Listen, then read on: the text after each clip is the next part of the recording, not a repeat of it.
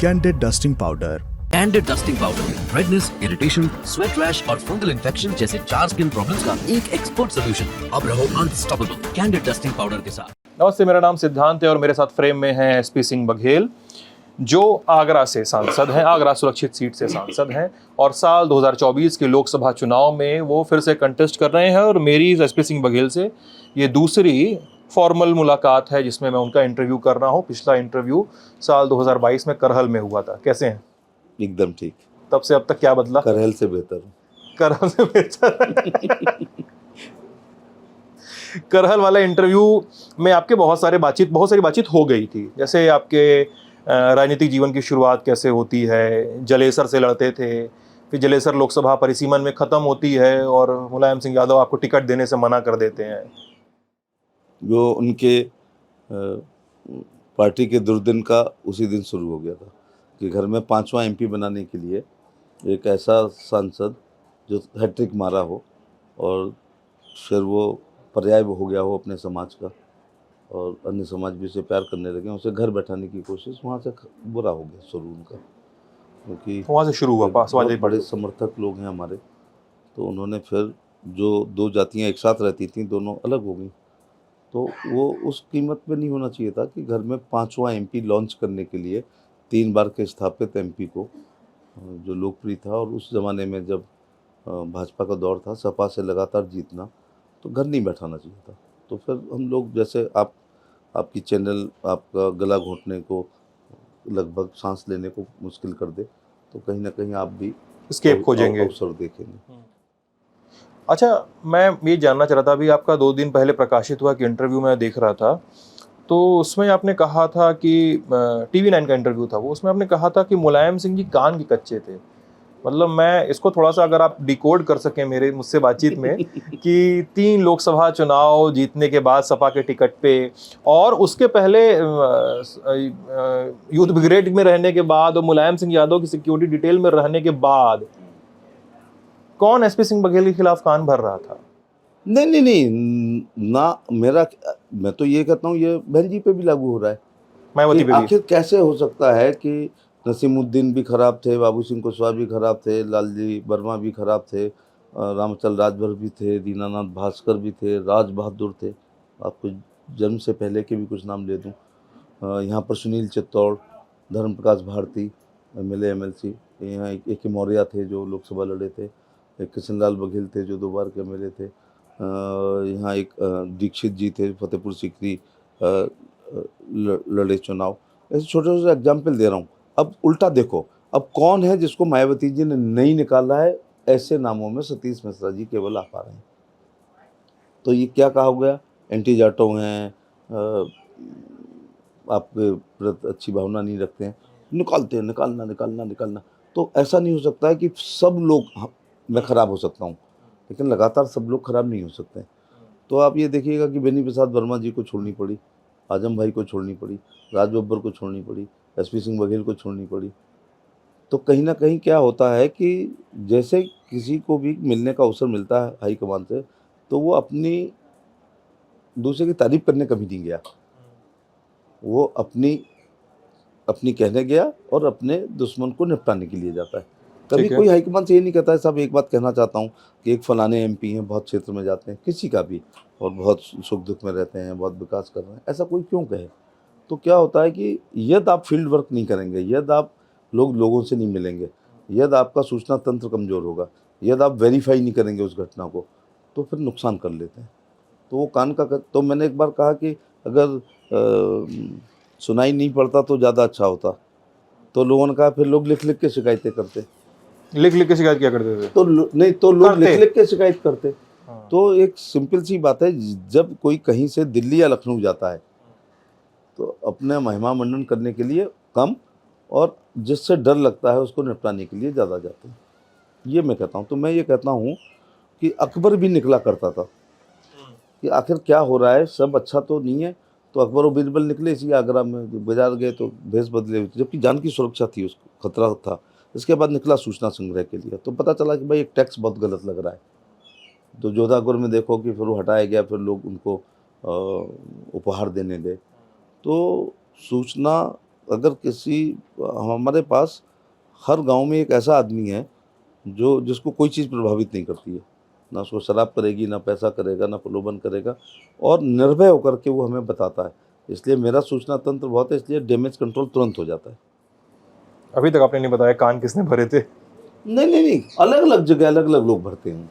अच्छा, अलग अलग चंक बने होंगे लोगों के। हाँ, अलग अलग लोग, किसी ने एसपी सिंह बघेल को निपटाया, तो किसी ने राज बब्बर को, तो उधर जाके वेनी प्रसाद वर्मा को, तो उधर जाके आजम खां को, ऐसे। लेकिन बीएसपी की एक बहुत बड़ी बात है कि बीएसपी में मैं उल्टी बात कह रहा हूँ कि अब वो ढूंढो जिसके खिलाफ कार्रवाई नहीं हुई है। सबको निपटा दिया। अरे भाई, मैं तो दीनानाथ भास्कर, राज बहादुर, आर के चौधरी हाँ, से शुरुआत कर रहा हूँ, जिन्होंने जमीनें बेच करके बामसेफ और DS4 को चलाया।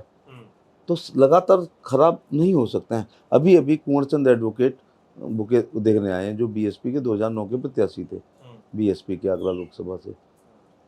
धर्म प्रकाश भारती यहाँ MLC रहे हैं, पार्टी में नहीं है। सुनील चित्तौड़ वो जो MLC रहे 2 टर्म, जोन कोऑर्डिनेटर रहे, और जिन्होंने जीवन दान दे रखा था मिशन को, वो उनकी वाली पार्टी में, वो रावण वाली पार्टी में।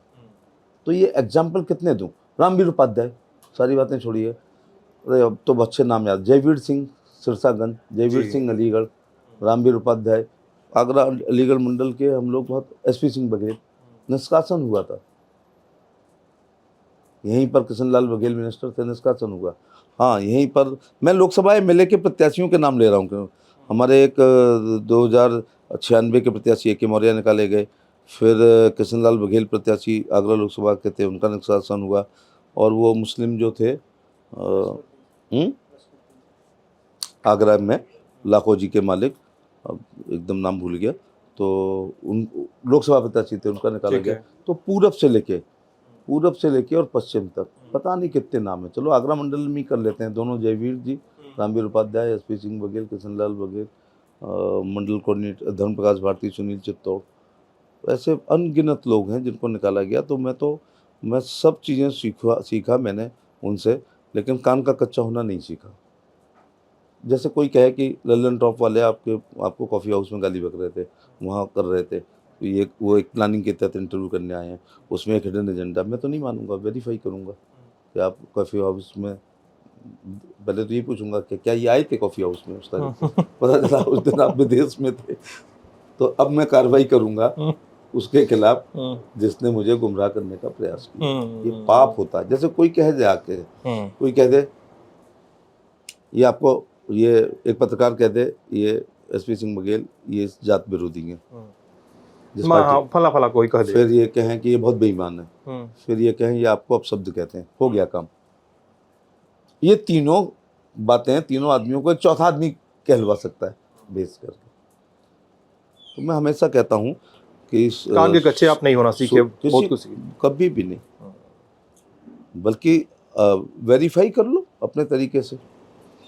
2014 में चुनाव के कुछ दिन पहले फिर आप बीजेपी में आ जाते हैं और 14 लड़ते हैं, 17 लड़ते हैं, 19 लड़ते हैं, 22 लड़ते हैं, 24 लड़ रहे हैं। पहले आदमी ने पकड़ी है ये बात पहले आदमी ने पकड़ी है कि भारतीय जनता पार्टी 10 साल में 5 चुनाव लड़ा रही है।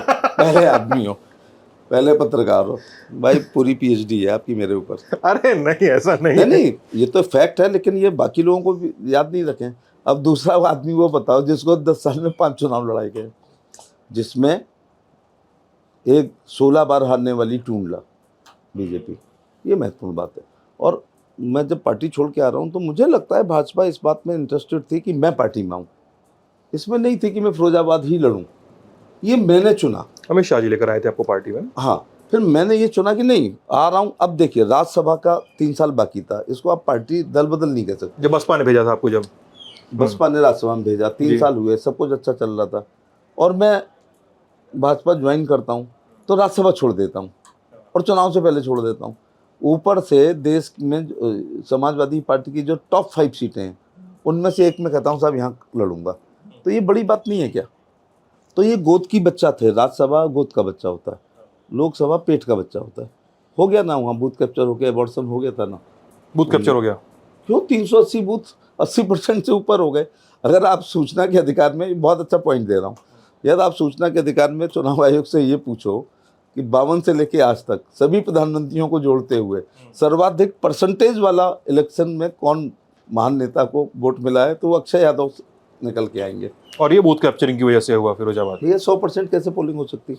कोई रेल में नहीं है, कोई जेल में नहीं है, कोई अस्पताल में नहीं है, कोई सीआरपी बीएसएफ आईटीबीपी में नौकरी नहीं कर रहा। उन दिनों तो इनको वोट नहीं होता था। उस गांव के मास्टर क्या प्रिसाइडिंग ऑफिसर बन के नहीं गए?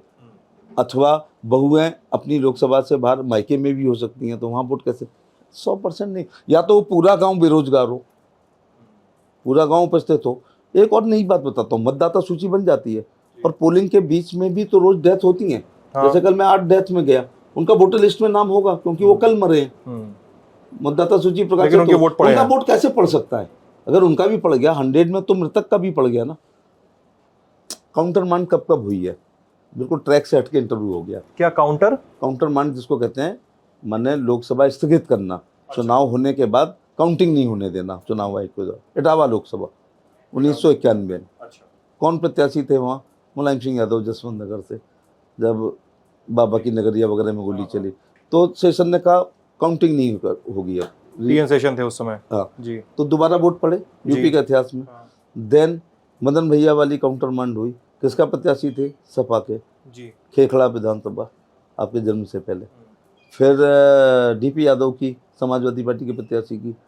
काउंटर मांड ही शब्द है ना अंग्रेजी का, जिसमें मुझे कहते हैं- शब्द नहीं पता। यस, शब्द के बारे में जानकारी काउंटर मांड शब्द बहुत टेक्निकल शब्द है। काउंटर मांड। हाँ, इलेक्शन होने के बाद रिजल्ट ना आए और फिर से रीपोलिंग हो, उस पे रीपोलिंग नहीं, री इलेक्शन, री इलेक्शन हो। हाँ दोबारा हो, मतलब पूरी अधिसूचना फिर से जारी 6 होगी। महीने से पहले ओके। दोबारा चुनाव। तो पहली हुई 1991 इटावा लोकसभा, कैंसिल हुई, दोबारा हुआ जिसमें काशीराम साहब जीत के आए। अच्छा। Okay. Then Mulayam Singh ji candidate थे और उनका होम डिस्ट्रिक्ट था। देन डीपी यादव की बुलंदशहर, प्रत्याशी किसका? समाजवादी पार्टी का। खेखड़ा मदन भैया, प्रत्याशी समाजवादी पार्टी। इसके बाद मैनपुरी लोकसभा हुई, प्रत्याशी धर्मेंद्र यादव। इसके बाद मुलायम सिंह जी जब सीएम हो गए तो एमपी थे, तो गुन्नौर लड़ने गए, पोलिंग हो गई, सब बात हो गई, 100 बूथ 99 हो गए, तो फिर काउंटर मांड हुई। कहने का मतलब है ये क्यों की चुनाव आयोग ने? फिरोजाबाद भी होनी चाहिए थी, नहीं हुई, लेकिन जो नहीं हुई, जिसमें 380 बूथ 80% हो गए। माने मोदी जी जिनकी वजह से सब एमपी जीते, यूपी के 73 लोग जीते, लेकिन उनका 99% पोल नहीं हुआ। ना हुआ 100% बनारस में, ना बड़ौदा में हुआ। कहने का मतलब है हाँ, जबकि वो सबसे दुनिया के लोकप्रिय, हाँ, काफी लोकप्रिय चुनाव था। और अब तब सरकार थी इनकी। फिर वही अक्षय यादव उसी लोकसभा से चुनाव हार जाते हैं जहां उनके पक्ष में सैकड़ों बूथों पर 100% मतदान होता है। फिरोजाबाद तो में उसको बात है कि मैं राज्यसभा, गोद का बच्चा, 3 साल रहना है, आंधी बरसात तूफान आए, राज्यसभा भंग नहीं होगी, उसको मैं छोड़ देता हूँ और खराब सीट चुनता हूँ। तो ये बड़ी बात है या नहीं है? तो बीजेपी ये थोड़ी कर रही थी फिरोजाबाद आओ तो ही तुम्हें ज्वाइन कराएंगे। नहीं, मैं आऊँगा, मेरे का लाभ मिलेगा जो भी है। तो फिर मैं अपनी बढ़िया वाली छाड़ता। फिर एसपी सिंह बघेल कौन कहता अगर नरम सीट पे लड़ता? तो मैं लड़ा 2014 फिरोजाबाद सेफी परिवार से, 17 टूंडला विधानसभा 16 बार हार चुकी थी बीजेपी। अब देखो, इसको महिमा मंडन नहीं है, लेकिन वहाँ बघेल लेते हैं कि जब वो साइकिल पे चढ़ते तो साइकिल जीत जाती, हाथी पे चढ़े तो हाथी जीत गया, बीजेपी में आ गए तो BJP. I am the second MLA after independence. तो कठिन सीट। फिर सपा बसपा गठबंधन हो जाता है, मैं यूपी में कैबिनेट मंत्री होता हूँ। यहाँ गठबंधन, एनिमल हस्बेंड्री और लघु सिंचाई और फिशरीज। अब क्या हुआ कि यहाँ पर गठबंधन हो गया सपा बसपा का। तो आप ही लोग कहते हैं ये जाटों की राजधानी है, क्योंकि मुस्लिम रहे, मुसलमानों की राजधानी। इसमें 2 विधानसभाएं देहात की हैं, एक का नाम एतमादपुर, एक का जलेसर है। जलेसर में यादव भाई ऊपर की 5 सीटों में है यूपी की, जसवंत नगर, करहल, सिरसागंज और हमारी जलेसर। अब वो सपा बसपा लोक दल एक हो गया। तो फिर पार्टी ने कहा भाई लड़ो आकर, तो मैं फिर रिजाइन किया, लड़ा, जीत गया। फिर करहल कहा गया लड़ो, तो खूंटे से बांध के रखा है। मैं कह रहा हूँ, एक तो यादव वर्सेस बघेल इलेक्शन हो गया, मुझे लगता है पार्टी को लाभ हुआ। फिर दूसरा क्या हुआ कि जिस अखिलेश यादव ने कहा था कि मैं एक भी बार नहीं आऊँगा, तो मैंने कहा था हफ्ते भर में नहीं बुला लिया तो नाम बदल देना मेरा, तो उनको 5वें दिन आना पड़ा। अगर मैं कह देता कि मैं नहीं आऊँगा तो मैं फिर नहीं आता। थूक के नहीं चाटना चाहिए कभी, या फिर इतना आसमानी गुरूर वाले बयान नहीं देना। फिर उन्होंने कहा मेरे घर का एक भी वोट नहीं मांगेगा। मैं क्या कहता हूँ, घर का कोई बचेगा नहीं। उस इलेक्शन में एक नई बात हुई कि अभय राम यादव, जो कभी इलेक्शन में किसी के लिए वोट नहीं मांगे, अपने पुत्र के लिए भी, वो निकले थे। ये बड़ी घटना है। वो हमेशा कहते हैं, मेरे बहुत पूजनीय हैं, वो हमेशा कहते हैं मेरा काम दाल चावल गेहूं घी अचार देना है, मैं नहीं। और वो सेवा करते हैं कौन से थाने की, जसवंत नगर की, बेतपुरा की, करहल की, घिरोर की, लोकल रहते हैं, वो लखनऊ दिल्ली नहीं रहते हैं। वो धर्मेंद्र यादव के लिए नहीं निकले कभी, 1 किलोमीटर दूर मैनपुरी नहीं गए, वो निकले। क्यों? खतरे के बादल मंडरा रहे थे। तो यादव वर्सेस बघेल हो गया। देन अगर एक आदमी पांच सभा तो करते हैं ना ये नेता लोग हेलीकॉप्टर से, तो अगर डिम्पल रोज 5 करती, 5 अक्षय, 5 धर्मेंद्र, 5 तेज प्रताप और 5 राम गोपाल जी, अभी मैं शिवपाल का नाम नहीं ले रहा हूँ क्योंकि वो लड़ रहे थे, और अखिलेश का भी नाम नहीं लड़ रहा हूँ क्योंकि वो मेरे यहाँ कम आए हैं, 3 ही बार आए हैं, ज़्यादा नहीं। ये लोग 25 सभा करके लौटते रोज। तो मेरा इलेक्शन किस राउंड में था? 3rd राउंड में, 165। तो कितनी हो जाती 20 दिन में? 500 सभाएं। तो ये 150 सीटों पे 3 बार हेलीकॉप्टर होता, इधर डिम्पल और रामगोपाल जी या इनके यहाँ 5 लोगों में से। तो ये 1000, 1500, 2000, 2500, 3000 वाली 3 हेलीकॉप्टर उतार के उसी छोटी विधानसभा में जिता लेते। तो ये बहुत बड़ा लाभ हुआ। फिर एक दिन ने गोली चला दी, जिसका मुकदमा चल रहा है, जिसमें गैंगस्टर लगी है। मैं तो उसको बाई नेम भी FIR नहीं कर पाता। अगर वो ये नहीं कहता मुझे फलाने कहते हैं, मैं बदे का रहने वाला हूँ, तो हमारे नेता भैया के साथ चुनाव लड़ता जिसने तुझे 3 बार MP बनाया, तो वो हेकड़ में अगर अपना नाम खुद नहीं बताता तो मैं अज्ञात लिखाता। तो उसके बाद मेरे जात बोलो तो चुनाव आयोग कहेगा कि ठीक नहीं है। तो फिर मेरे समर्थक प्रशंसक अनुयायियों में समाजवादी पार्टी के प्रत्याशियों को 7 राउंड में फिर घुसने नहीं दिया कि वहाँ आप गोली चलाते हो और यहाँ वोट मांगते हो। अगर आप अपने जात के या अपने समर्थकों के नायक हैं तो आपका मान समाज का मान, आपका अपमान समाज का अपमान। कुछ ऐसे भी नेता हैं कि मर जाएं तो लोग दुआ करते हैं, तो वैसे ही बोझ थे, तुम कुछ करते वर्ते तो थे नहीं। लेकिन अगर आप लोकप्रिय हैं और आपके साथ कुछ घटना हो गई तो उसका राष्ट्रव्यापी असर पड़ता है। जैसे मोदी जी को जब कोई गाली देता है तो पूरा देश आहत होता है, फिर अगले दिन हो जाता शुरू। जैसे मोदी जी ने 14 में कहा मैं भी तो पिछड़ा हूँ, उसके बाद पिछड़ों का भाई साइकिल निकालो, मोटरसाइकिल निकालो, अरे आज पता चला भाई ये तो अपने वर्ग का है। आगरा में भी उन्होंने OBC का जो आरक्षण मुस्लिम बनाते हुए कहा, उसमें कहा उन्होंने स्वयं कहा कि मैं उस वर्ग से आता हूँ, OBC वर्ग से आता हूँ, इसलिए मैं आपके दर्द को समझ सकता हूँ। 14 में जब मोदी जी आए थे तो मोदी जी ने तो आगरा के एयरपोर्ट का भी बड़ा जिक्र किया था। क्या वो जेवर वाला जब एयरपोर्ट जब बन गया उस वजह से अटक गया क्या? हाँ, जेवर नॉर्म्स होते हैं कितने किलोमीटर पे इंटरनेशनल होना चाहिए। तो मैं 19 में MP बना हूँ और ये 19 से पहले आगरा जो भी रहे होंगे ये लड़ाई हार गए। लेकिन मुझे बताते हुए बहुत खुशी हो रही, दोनों का मैं प्रधानमंत्री जी का और मुख्यमंत्री जी का धन्यवाद देना चाहूँगा कि हमारा एयरफोर्स का एयरपोर्ट है जिसमें बहुत बाधाएं होती हैं। इससे बड़ी बाधा क्या होगी कि मेरा जिस दिन नॉमिनेशन था, ब्रजेश पाठक जी को आना था, तो उस दिन एयरफोर्स की एक्सरसाइज शुरू हो गई।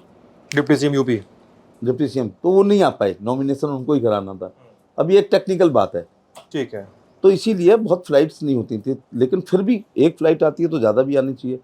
पूना का भी एयरफोर्स का है, आपको याद होगा, श्रीनगर का भी है, कई जगह, इलाहाबाद का ही है। अब क्या हुआ कि मैंने ज़िंदगी में पहली बार हवाई जहाज़ को धरती पे देखा था खजुराहो में, मैंने आई वॉज 12 ईयर ओल्ड। तो मेरे ब्रदर वहाँ पुलिस अफसर थे, मैंने कहा मेरे को जहाज़ देखना है। तो उन्होंने अपने खानदार से कहा भाई जाए उसको दिखा ला जाके। तो मैं पीछे से घुसा, तब ये सब नहीं था, सिक्योरिटी ऐसे कुछ चटोला छुआ, कॉकपिट में घुस गया। मैंने बच्चा था, मैंने कहा अंकल कहाँ से आए हो? आगरा से। अच्छा आगरा से चलता है? नहीं दिल्ली से। जाओगे कहाँ? बनारस। दिल्ली आगरा खजुराहो बनारस 1972 में चलता था और 19 तक वही चलता रहा, हफ्ते में 2 दिन हो गया। आज हमारे प्रधानमंत्री जी और मुख्यमंत्री जी उनकी सबकी वजह से हमारे civil airport minister Agra Lucknow, Agra Bhopal, Agra Jaipur, Agra Mumbai, Agra Bengaluru, Agra Ahmedabad flight चल रही हैं। आपको बताते हुए खुशी हो रही है कि सिविल टर्मिनल के लिए जितनी ज़मीन की ज़रूरत थी पूरी एक्वायर हो गई है 100%, और सबका मुआवजा दिया जा चुका है और सब ज़मीन का काम मतलब पूरा हो चुका है, बैनामे हो गए। और मज़ेदार बात है कि कोई कोर्ट में नहीं है। अब क्या होता है, एनवायरनमेंट, पर्यावरण की क्लियरेंस इसी में डली हुई है। आप चाहो तो दिखा दें, श्री भूपेंद्र यादव जी ने मुझे कहा कि ये आपको भेज रहा हूँ, आप अपनी प्रेस कर सकते हैं। इसके बाद टेंडर प्रोसीजर हो गया। आचार संहिता में इन लोगों ने समय नहीं दिया, वरना भूमि पूजन भी हो जाता। अब जैसी आचार संहिता खत्म होगी ये बनेगा, तो मुझे ऐसा लग रहा है फिर चार्टर प्लेन आया करेंगे और ये एयरफोर्स से निजात पा गए हम। उस वाले सिक्योरिटी वाले चक्कर से बाहर आ गए। खत्म, हमारा वो धनौली की तरफ से हमारे गेट बनेंगे और उसके बाद मुझे लगता है कि एक फ्लाइट रोज देश के हर राज्य की राजधानी या बड़े शहर से आ सकती है। मतलब ठीक है, अंडर प्रोसेस है, चीजें आ जाएंगी। एक चीज बताइए मुझे, मुझसे बहुत सारे अधिकारियों ने पूछा कि एसपी सिंह बघेल से मिलने जा रहे हैं तो पूछ लीजिएगा कि व्हाट्सएप पे जो अपने डीपी लगाए हुए हैं ठीक है जो व्हाट्सएप पे डीपी लगाए हुए हैं जिसमें आपने पुलिस की वर्दी पहनी हुई है, क्योंकि आप पुलिस पे तो रहे ही हैं, लेकिन पुलिस की वर्दी पहनी है, लेकिन चेहरे पे जो लाइट पड़ रही है वो एकदम टीवी सीरियल वाली लाइट लग रही है कि लग रहा है 90 के दूरदूरदर्शन का कोई सीरियल है। वो क्या हुआ, क्या है वो डीपी में? मैं स्क्रीन पे दिखाऊंगा अभी वो डीपी। मैं पुलिस में भी रहा हूँ और एक मैंने ये कैसा मिशन में एक पुलिस इंस्पेक्टर का रोल भी किया था। किसमें? ये कैसा मिशन।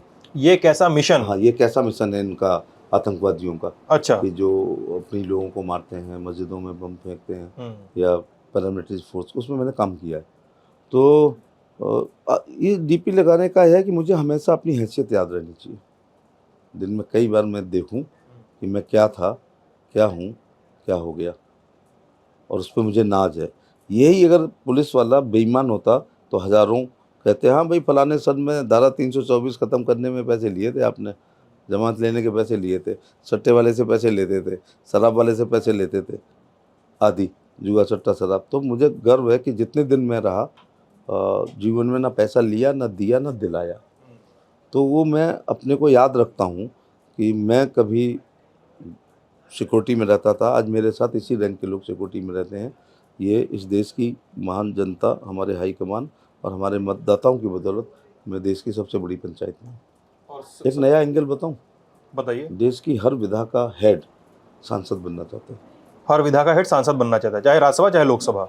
ज़्यादातर तो राज्यसभा के लिए इजी फाइट है, मांगना है क्योंकि कोई ना कोई डालता होगा। उदाहरण के तौर से number 1 IAS, number 1 cabinet secretary Bharat सरकार। इंटरव्यू में धागा खोलना है आज। कैबिनेट सेक्रेटरी भारत सरकार TN चतुर्वेदी साहब हार गए, लेकिन हम RK सिंह का होम सेक्रेटरी का नाम ले सकते हैं, TN चतुर्वेदी का। नंबर 1 IAS हो गया।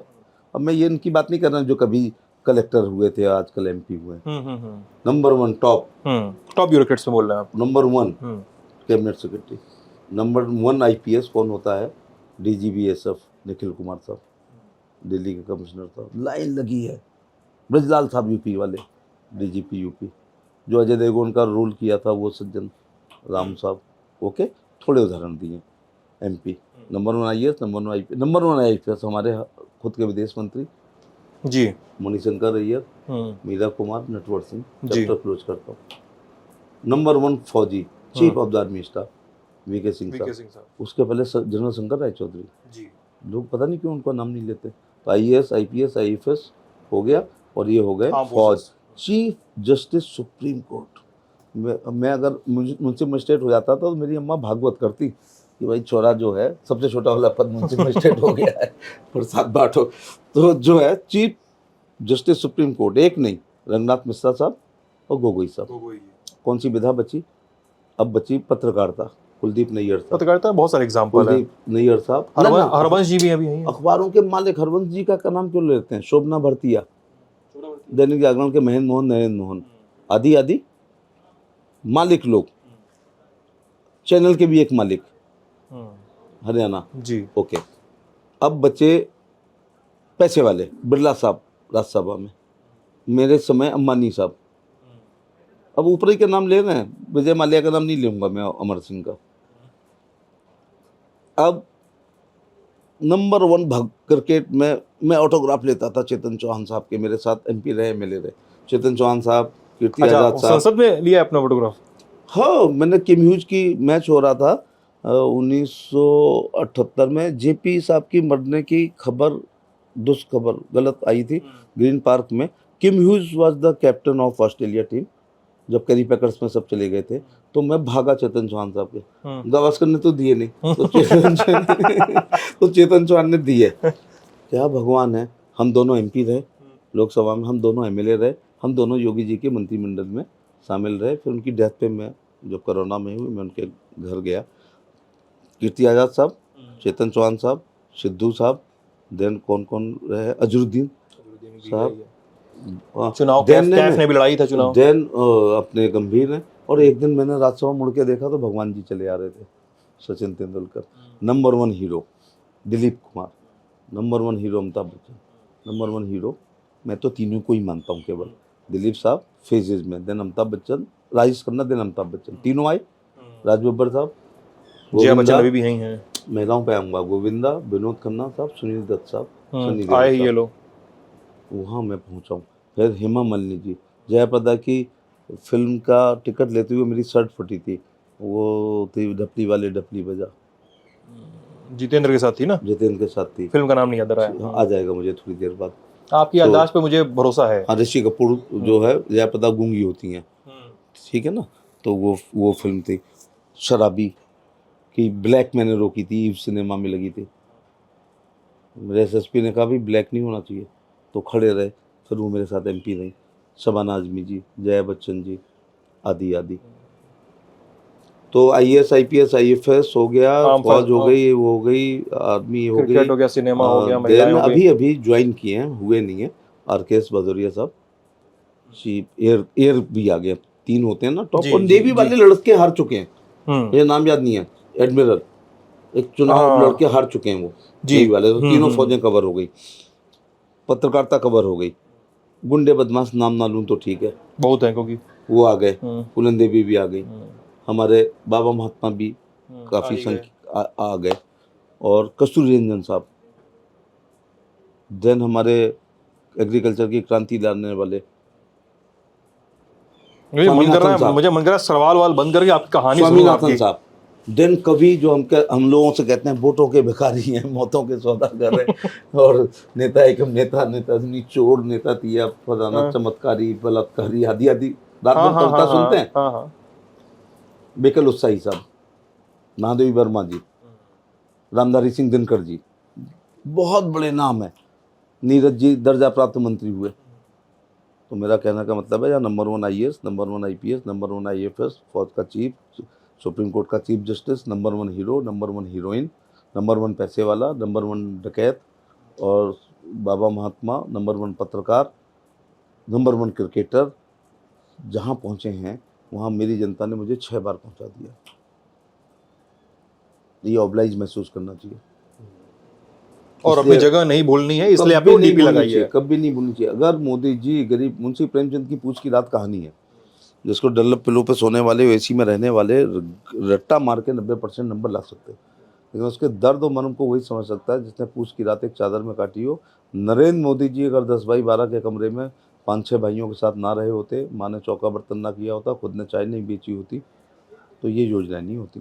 तो मैंने तो एक दिन लोकसभा में बहुत भावुकता में कहा, ईश्वर यदि आप हैं तो जब तक चुनाव हो, हालांकि पैसे वाले सब मेरे से नाराज हो गए नेता, इस देश का प्रधानमंत्री महागरीब आदमी को बनाना, शर्त एक है, लुटियन जोन में आके उसको गरीबी याद रहनी चाहिए।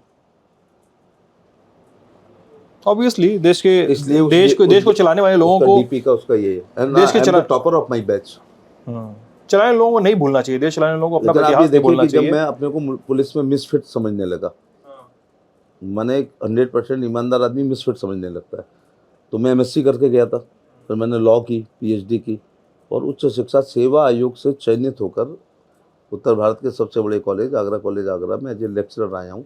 यहाँ से राजनीति शुरू की। अगर आप बेरोजगार हैं, राजनीति करेंगे तो ये माना जाएगा ये भी रिश्वत का है, ये भी रिश्वत का है, और आपको 1.5 लाख तनख्वाह मिल रही है, आप लेक्चरर हैं, तो सब कुछ जायज़ है, तो फिर सब जायज़ है। तो फैमिली को सेव करके पॉलिटिक्स करनी चाहिए। दोनों ही जगह मंत्री, तीनों सदन हो गए, पेट्रोल पंप नहीं है, गैस एजेंसी नहीं है, कि यहाँ कोई किराएदारी नहीं है, स्कूल नहीं है, शिक्षा शास्त्री आजकल लोग मुझे कहते हैं, मेरे भाषण होते हैं बहुत जगह एजुकेशन पर, लेकिन मेरे पास कोई स्कूल कॉलेज नहीं है। मैंने बीएड की मान्यताएं दिलाई, ली नहीं, बीटीसी की मान्यताएं दिलाई, ली नहीं, मेडिकल कॉलेज की मान्यताएं दिलाने में मदद की, खुद का नहीं खोला। दोनों बच्चे डॉक्टर हैं, नर्सिंग होम नहीं है, नौकरी कर रही है बेटी। बघेल नर्सिंग होम जिस दिन खुल जाएगा ना, उन्हें खाना खाने की फुर्सत नहीं मिलेगी। फॉलोइंग है, लोग सोचते हैं ना 4 पैसे कम होंगे और वीआईपी ट्रीटमेंट होगा, फिर कोई फ़ोटो दिखाएगा, पैसे ले रही है मेरे से, तुम्हारे पिताजी को देखो ये फोटो, हम चाय एक बात पिला रहे बताइए, हैं। आपकी इस फॉलोइंग का असर बगल वाली लोकसभा पे पड़ रहा है? ये फतेहपुर सीकरी पूरा लोकसभा जो इंटरव्यू है, देना मैं एक्सेप्ट करना ठीक नहीं है। मेरे को अमित शाह जी ने कहा था कि 7-8 सीटों पे तो सीधे जिता दोगे 14 में। 14 में, हाँ, ठीक है। तब से मेरा बहुत कद बढ़ा है 2 बार मंत्री और 80 जगह आप प्रभाव डालोगे। वो निकाल के लाओ जरा मध्य प्रदेश का, और भिंड, मुरैना, ग्वालियर, गुना, भरतपुर, धौलपुर, ये फरीदाबाद वगैरह, यूपी से जितनी बॉर्डर स्टेट्स हैं। ठीक है फिर I belong to Dhangar community, जी। तो महाराष्ट्र में बारामती, अमरावती, पेउसा, वर्धा, मैं अहिल्याबाई होलकर जयंतियाँ करता हूँ और वो जाता हूँ मेरिटोरियस बच्चों के और वृद्धजन सम्मान और सामूहिक विवाह से मैंने समाज को जोड़ने का काम किया है। मैं 27 दिन यहाँ रहता हूँ अपनी कॉन्स्टिट्यूंसी में, और 1 दिन मैं उत्तर प्रदेश में जाता हूँ और 2 दिन मैं देश में जाता हूँ। तो इतने साल से बरकरार रखा हुआ है। और 3 पार्टियों में कोई अपने समर्थकों को ले जा सकता है, जिसमें एकदम अपोजिट पार्टियाँ हूँ। मैं बसपा से लड़ा, और सपा और बसपा से, देन सपा से लड़ा, फिर देन भाजपा से लड़ा, और तीनों में सबके लोग चले जाते। तो रामजी लाल सुमन ने एक मजाक में की कि अगर बघेल कम्युनिस्ट पार्टी में चला जाएगा तो ये सारे लोग कहेंगे हम तो लेनिन और स्टालिन को पढ़ चुके हैं। तो बताइए ना, फतेहपुर सीकरी में हम लोग गए जब ना, तो ये सवाल उठता है उस लोकसभा में, वहाँ के सांसद के बारे में लोग बात करते हुए आपका उदाहरण देते हैं। वो ये कहते हैं कि बघेल साहब हम लोग के बीच में इतना रहे होते तो हम लोग यहाँ से भी जिता देते उनको। भैंस के मरने पे जाता हूँ, इससे ज़्यादा कुछ हो नहीं सकता। दूसरा, मैं 4 कार्यकाल में 23 नाइट, करहल में भी 23 कहा होगा, 24 नहीं कहा होगा, अगर ये क्वेश्चन आया होगा, मैं नाइट स्टे दिल्ली में किया। मैं रोज़ आता हूँ। मुख्यमंत्री जी अब ऑन रिकॉर्ड है, जो इतिहास में दर्ज हो गया। सूर सदन में उन्होंने कहा कि हम दोनों एक साथ MP जीते 1998 में, फिर 99 में, फिर 2004 में। 3 बजे के बाद ये बंदा गायब हो जाता है। तो पता करते हैं क्या, जो पहली ट्रेन होगी तो कुछ लोग कहते हैं कि पास है, तो मेरे से पास 18 लोकसभाएँ हैं, जिसमें दिल्ली की 7 होती हैं, गाजियाबाद, नोएडा, कुरुक्षेत्र, मेरठ, मुजफ्फरनगर। ये मेरी भूख है, पैशन है। मैं तड़फ जाऊंगा अगर मैं अपनी कॉन्स्टिट्यूंसी में नहीं जाऊंगा। मैं ईश्वर को साक्षी होकर के कह रहा हूँ कि मैंने दोपहर का खाना कभी नहीं खाया है। मैं ब्रेकफास्ट करता हूँ, लेके जाता हूँ, रात का खाना कॉन्स्टिट्यूंसी में खाता हूँ। और एक पता नहीं क्या ये आशीर्वाद है ईश्वर का, एक दिन हो सकता है हफ्ते में कोई रिकॉर्ड, मैं 26 साल से 12 बजे रात से पहले कभी नहीं आया। और ये भी नहीं मैं बैठ के अंतर्राष्ट्रीय राजनीति करूं, डिनर पॉलिटिक्स करूं कहीं पार्टी में, नो नो नो। नहीं, आपके बारे में लोग बताया ऑफिसर की तरह ये मीटिंग और आखिरी मीटिंग के बाद भागता हूं अपने घर के लिए, तब मुझे एक बचता है। चुनाव आयोग का धन्यवाद, चुनाव आयोग का धन्यवाद कि 10 बजे के बाद उन्होंने अलाउड नहीं किया है। तो मैं इलेक्शन के दौरान ये 15 दिन 10 बजे तक काम करता हूँ। अदरवाइज मैंने कोई शादी, ब्याह, 13वीं, भागवत कथा, रसिया, दंगल, कव्वाली, कुआ पूजन, एकादशी का व्रत का उद्यापन, कर्ण छेदन, मैरिज एनिवर्सरी, बर्थडे और सड़क, स्कूल, बिजली, पानी, नाली, खरंजा, फाइनल रिपोर्ट, चार्जशीट, बंदूक का लाइसेंस, विधवा विकलांग वृद्धावस्था पेंशन, जात आय प्रमाण पत्र और आयुष्मान उज्ज्वला, कृषि, ये किसान सम्मान निधि के लाभार्थियों का form banana, educative member of parliament. अब एक चीज बताइए, मेरा एक सवाल है कि मैं एक खबर पढ़ रहा था आपके इंटरव्यू के बारे में, तैयारी कर रहा था, एक खबर पढ़ रहा था कि एतमादपुर विधानसभा में आपकी मुखालफत हुई, वहां पे बोर्ड लग गए वहां पर आपके खिलाफ कि मोदी योगी से बैर नहीं, बघेल तेरी खैर नहीं, इस तरह के, इस आशय के बोर्ड लगे। पूरा ये बहुत अच्छी बात है। अच्छा, मैं यहाँ कहता हूँ कि मोदी जी से बैर नहीं है तो MP ही तो वोट देगा। किसी सांसद की खैर नहीं है तो उसको हरा दो, तो फिर ऊपर वाली वाक्य भी तो गलत हो जाएगा। मेरा बस एक सवाल इसमें जोड़ दो, आप उसमें बता दीजिए। राजनीति से प्रेरित हुए 2 हेडिंग लगाने से, और आपके लिए ये न्यूज होती है कि सांप ने आदमी को काटा तो कहीं नहीं वायरल होगा, आदमी सांप को चबाएगा तो वायरल हो जाएगा। तो जो बच्चे, औरतें छज्जे पर खड़े होकर के आज भी 1 घंटे की मीटिंग, 1.5 घंटे फोटो खींचती हैं राजनीति से प्रेरित, तो सबसे पहले कुछ लोगों ने सोचा होगा कि ऐसा कर देंगे तो टिकट नहीं मिलेगी, तो काम आसान हो जाएगा। तो 1 महीने पहले ही घटना है। हाँ, काम आसान हो जाएगा। और वो क्षत्रिय समुदाय के लोग हैं, और मेरे ख्याल से मेरी और आपकी जो परसों फोन पे बात हो रही थी, तब आपने ये भी बताया था कि आप एतमादपुर की तरफ ही है, आपने ये बताया था उस समय। रोज जाता हूँ। तो क्या क्षत्रिय समाज में क्या रोष है? कुछ भी नहीं है। क्यों रोष होगा? रोष क्यों होगा उनका?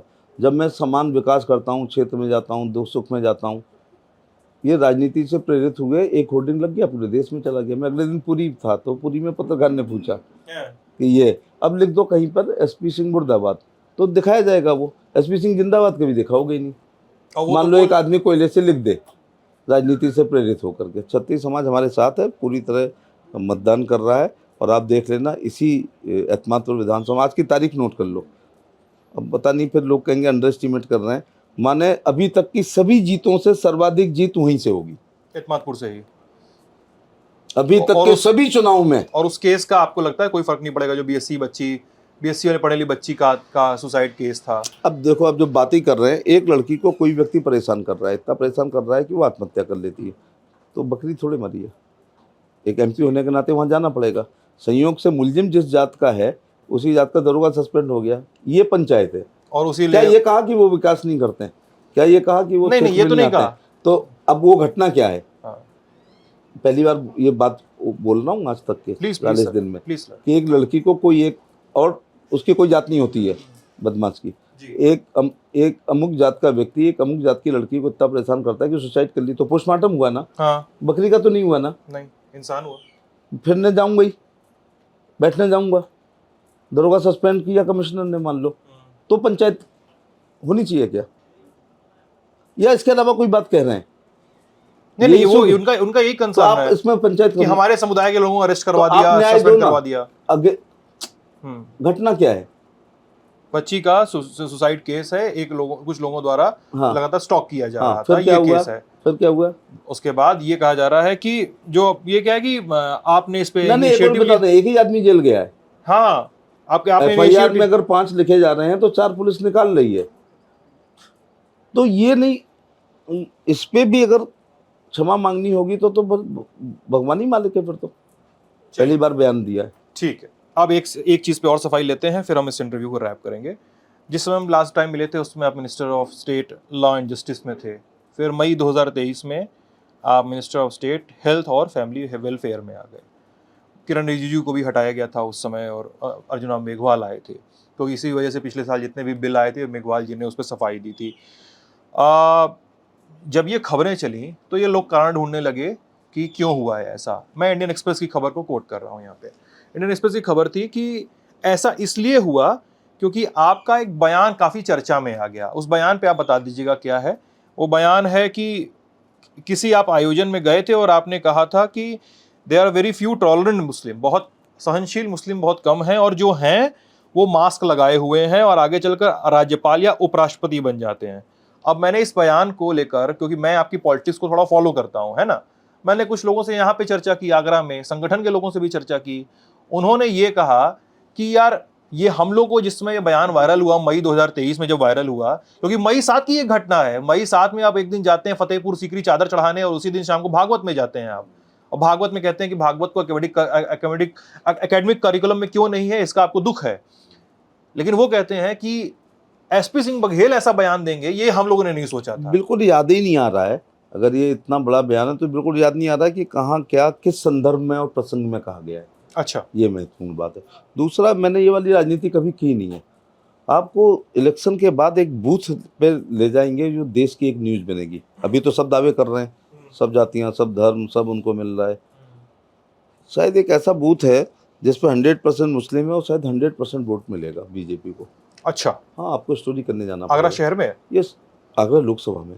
अच्छा, लोकसभा में या शहर के बाहर? नहीं, शहर के बाहर है। ठीक है, अब कहने का मतलब ये है कि अगर आप एक चश्मा ऐसा लगाते हैं जिसमें सब एक से दिखाई पड़ते हैं और फिर उस चश्मे से कई साल पॉलिटिक्स हो जाएगी, तो लोग फिर आप पे विश्वास करेंगे। तो मुझे लगता है कि मैं उस 700 वोट से नहीं जीत रहा हूँ, लेकिन ये देश के लिए बहुत शुभ संकेत है। देश के लिए ये अच्छे शुभ संकेत।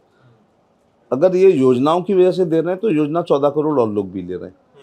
मैं एक समदर्शी राजनीतिज्ञ हूँ जिसमें जात, क्षेत्र, धर्म, पार्टी दिखाई समान दृष्टि से देखते हैं। समान दृष्टि से वो पड़ेगा। 10,000 से ज़्यादा मुस्लिम वोट आपको पड़ेगा।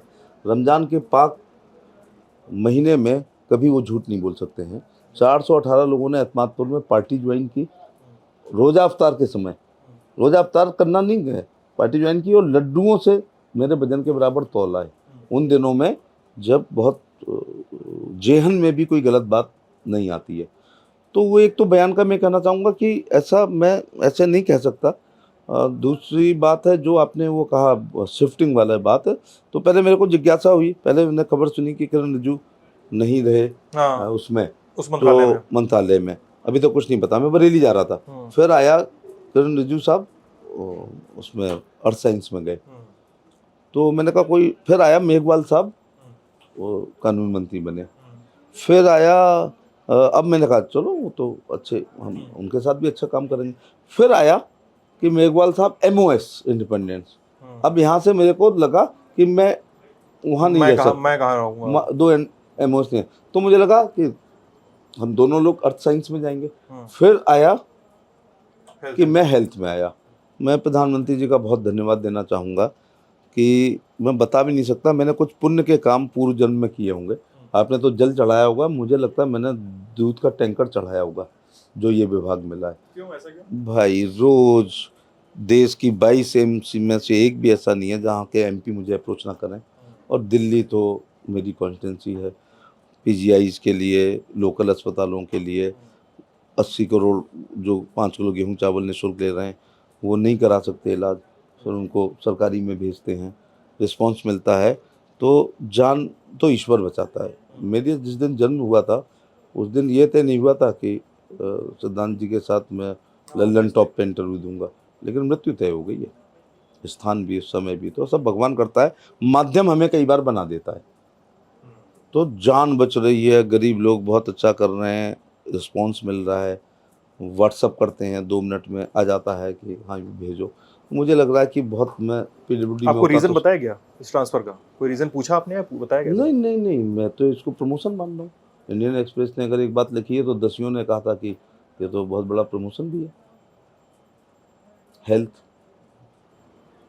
अच्छा, अब ये बता दीजिए मुझे कि आप संसद गए थे पिछले साल, लुंगी कुर्ता सा और चश्मा लगाए गए थे, और हाँ, पत्रकारों उसको आपने सोचा होगा मैं केरल में प्रत्याशी बनने जा रहा हूँ राहुल गांधी के नहीं, साथ। किसी ने ये नहीं सोचा है, लेकिन आपके वो गेटअप बड़ा इंटरेस्टिंग था, क्योंकि आप यूजुअली उस गेटअप में देखे जाते हैं नहीं। 10-12 बार पहन चुका हूँ। हाँ, लांग वाली भी, धोती भी, और ये भी, और जीन्स भी, सूट भी, टाई भी, और कुर्ता पजामा भी। लोक भाषा, लोक भोजन, लोक भूषा हम लोगों को अपनानी चाहिए।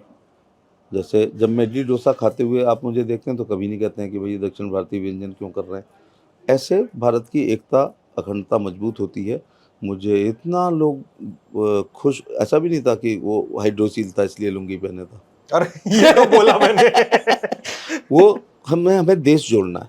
डॉक्टर लोहिया 2 महिलाओं को केरल से लेके आए यूपी, और कहा यहाँ मलयाली सिखाओ और हिंदी सीखो और राजनीति करो। सरस्वती अम्माल और एक और अम्माल, दोनों बहनें MLC बनी थी, एक मिनिस्टर बनी थी। मधुकर दिघे साहब को वो लेके आए महाराष्ट्र से। ऐसे करो।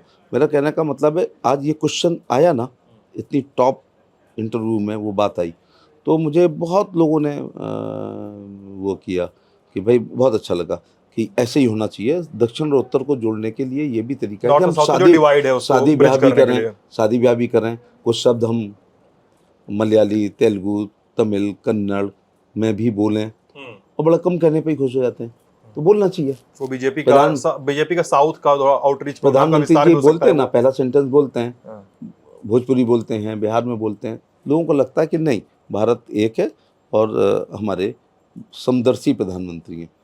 तो और वो अच्छा भी, वो छपा भी वो, लेकिन मेरे ख्याल से मैं यहाँ आगरा में पहना हूँ 3-4 बार कार्यक्रमों में, कंफर्टेबल बहुत है। आखिरी सवाल का जवाब, आगरा को एम्स कब दे रहे हैं? लोग बड़ा पूछ एम्स के अपने नॉर्म्स हैं। जैसे हाईकोर्ट में खुद ही पंगा ले रहा हूँ आपको इंटरव्यू में, कि हाईकोर्ट की बेंच के एक सिंपल सा नियम है, संविधान में लिखा है कि उस राज्य के मुख्य न्यायाधीश जहां चाहें, क्योंकि वहां ये राजनीति नहीं घुसेगी, वरना मुझे लगता है कि एक कमिश्नरी में हो जाएगी। हाँ। जो मुख्यमंत्री आएगा अपने मंडल में अपने मंडल का तो मुलायम सिंह जी क्यों नहीं कर पाए सेपई में?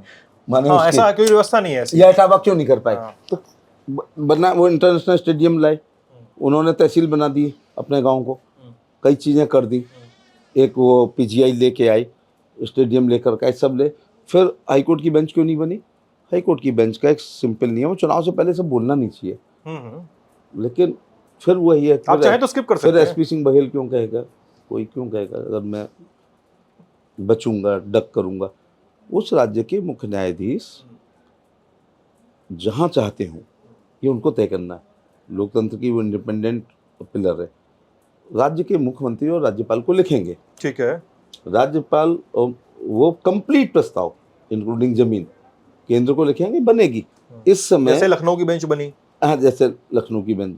इस समय पूरे देश में जब तक मैं एमओएस लॉ एंड जस्टिस था, एक भी विचार किसी भी चीफ जस्टिस किसी भी स्टेट के ने किसी भी स्थान के लिए प्रस्ताव ही नहीं भेजा है ठीक है। Through the state government. हाँ, हाई कोर्ट अब एम्स का है, हाँ, एम्स का बात 600 करोड़ रुपए एसएन मेडिकल कॉलेज को मिला है। 600 करोड़, केवल एम्स नहीं लिखा है, सारी सुविधाएं। और हम कोशिश करेंगे कि सैटेलाइट एम्स के लिए। अच्छा एक बात बताओ, आप यहाँ के एमपीओ नहीं चाहोगे बैराज बने? आप नहीं चाहोगे एयरपोर्ट? आप नहीं चाहोगे? तो क्या मैं कम पढ़ा लिखा, लोकसभा में ना बोलने वाला एक इंट्रोवर्ट एमपी हूँ जो ये सब नहीं चाहता हूँ? मैं कांग्रेस का नेता नहीं हूँ कि लोगों को सुविधाओं से दूर रखो तो सुविधा की प्रत्याशा में वोट डालेंगे। मुंह खाता है तो आंखें झुकती हैं।